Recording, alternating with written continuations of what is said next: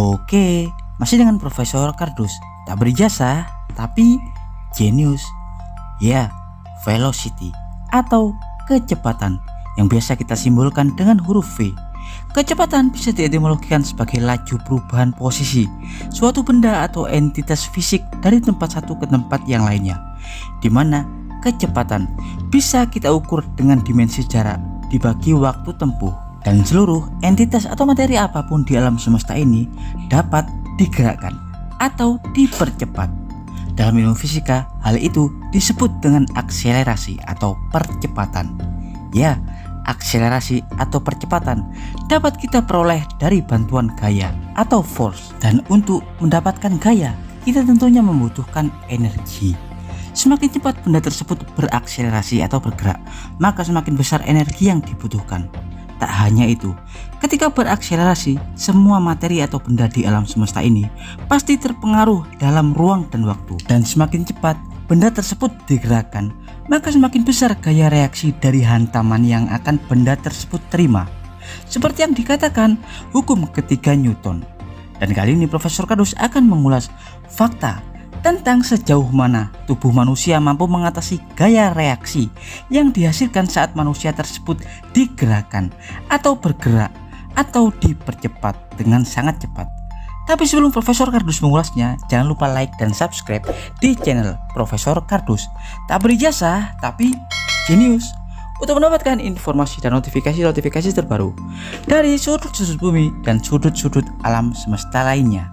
Ya, tahukah Anda, seluruh perancang mesin dan teknologi ciptaan manusia seperti pesawat terbang, roket, atau apapun itu yang bekerja dengan menggunakan kecepatan, di mana hal tersebut berhubungan dengan aksi dan reaksi, pastinya akan mengedepankan ketahanan, terutama ketahanan struktur, benda atau mesin yang bergerak tersebut. Pesawat atau roket atau apapun yang bergerak dengan kecepatan tinggi umumnya akan menggunakan bahan atau material mahal, kokoh, ringan, dan terutama tahan panas. Karena semakin cepat benda tersebut bergerak, maka akan semakin besar gaya reaksi yang dapat benda tersebut terima, terutama terhadap tumbukan atau gesekan. Lantas, seberapa kuat organ atau tubuh manusia mampu bertahan dari percepatan atau akselerasi? Asal Anda tahu, sebenarnya kecepatan tidak berbahaya asal Anda berada pada kerangka acuan inersia, seperti saat Anda berada di sumbu bumi, di mana kondisi gravitasi adalah nol atau zero gravity. Di sini Anda dapat bergerak dengan sangat cepat tanpa terpengaruh oleh ruang dan waktu. Selama Anda tidak bergerak dengan kecepatan cahaya, Anda akan baik-baik saja. Dalam kondisi seperti itu, Anda akan seperti benda di ruang angkasa atau di ruang hampa dengan nol gravitasi, dapat terus bergerak meski tanpa dibantu oleh energi. Seperti halnya benda atau asteroid di luar angkasa, di mana mereka bergerak dengan super cepat, bahkan hingga puluhan ribu kilometer tanpa terbakar karena mereka bergerak di ruang hampa, nol gravitasi dan tak terpengaruh gaya reaksi. Sangat berbeda jika asteroid tersebut mulai memasuki wilayah dengan gravitasi atau ruang udara, di mana kondisi tidak lagi nol gravitasi. Asteroid tersebut pasti akan terkikis atau terbakar karena bergerak terlalu cepat. Tekanan dari berbagai macam partikel di ruang udara dapat mengkompresi atau memampatkan benda tersebut, seperti halnya asteroid-asteroid yang terbakar saat akan memasuki atmosfer bumi. Ya, dan hal tersebut juga berlaku pada manusia. Maka dari itu, satuan ukuran percepatan dalam sistem gravitasi umum digunakan, yang biasa menggunakan skala G dalam setiap aktivitas, terutama yang berhubungan dengan percepatan gravitasi, seperti operator pesawat terbang atau pilot tempur. Pengukuran G-force sangatlah penting untuk menjaga keselamatan pilot. Sebagai contoh, dalam penerbangan lurus atau rata, Anda akan mendapatkan kondisi 1G, di mana kondisi tersebut setara dengan kondisi benda yang berjalan di permukaan bumi, dan Anda pasti akan baik-baik saja.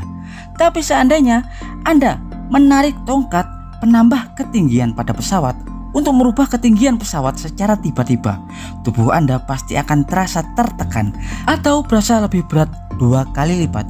Dalam kondisi seperti itu, mungkin Anda ada di rentan ukur 2G. Dalam pesawat tempur, ukuran tersebut digunakan untuk acuan atau aksi pesawat saat sedang berakselerasi di udara. Sistem pesawat dapat mengukur tingkat G-force yang dapat diterima seorang pilot, dan pilot pun harus mewaspadai itu.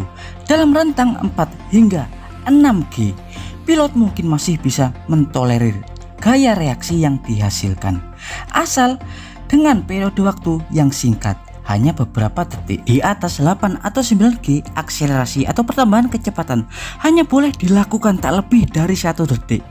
Karena jika terlalu lama seorang pilot berada dalam kondisi dengan gaya gravitasi tinggi, aliran darah dapat tertarik hingga ke bawah, yang membuat aliran udara oksigen ke otak akan terhambat. Dalam kondisi seperti itu, seorang pilot bisa kolaps atau pingsan di udara, bahkan meninggal dunia. Pengaturan serupa juga terjadi pada para astronot.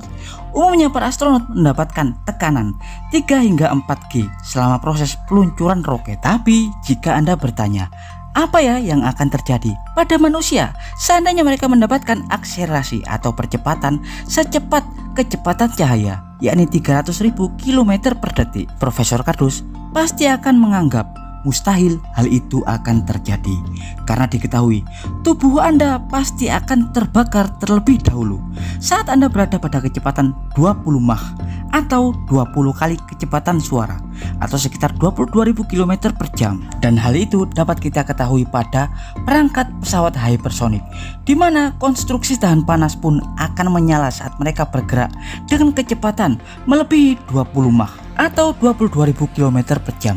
Apalagi tubuh manusia. Ya, karena fakta dalam teori relativitas, hanya entitas yang tidak memiliki masalah yang dapat berakselerasi secepat cahaya. Ya, dan demikian adalah informasi singkat dari Profesor Kardus tentang perilaku percepatan dalam ruang waktu dan gravitasi. Profesor Kardus dari Zero Gravity Room, NASA, Ohio, Amerika Serikat mengabarkan.